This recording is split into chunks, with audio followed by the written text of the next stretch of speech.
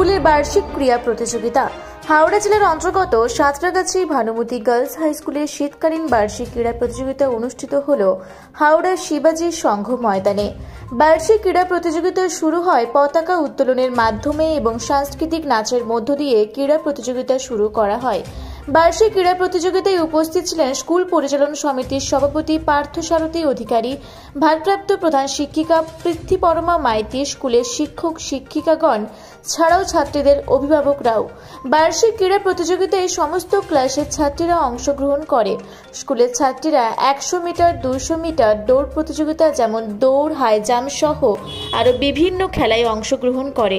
সমস্ত স্কুলের ছাত্রীরা এই প্রতিযোগিতায় অংশগ্রহণ করে খুব খুশি।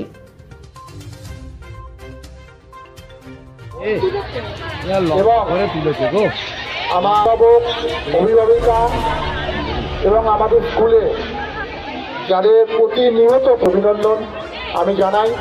এবং এই স্পোর্টস যে নতুনভাবে আজকে নতুনভাবে আরও কিছু দেখার আছে। আমাকে কিছুক্ষণ আগে আমাকে বলেছেন যে ম্যাডামগুলো এই চার্জে আছেন, পম্পা ম্যাডাম এবং এরা তিনজনে স্পোর্টসটা মেনটেন করছেন এবং নিশ্চয়ই কিছু প্রোগ্রাম আমাদের চোখের সামনে দেখাবে, আপনারা সবাই দেখুন।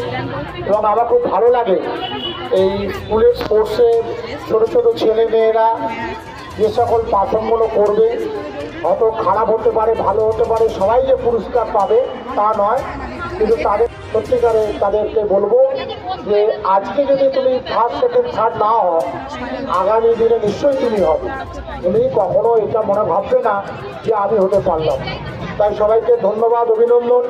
নতুন ইংরাজি বছর 2025 সবাইকার মঙ্গল কামনা করে, সিদ্ধি কামনা করে, সবাই যাতে ভালো আগামী দিনগুলো যায় এই প্রার্থনা করি মঙ্গলময়ের কাছে। সবাই ভালো থাকে।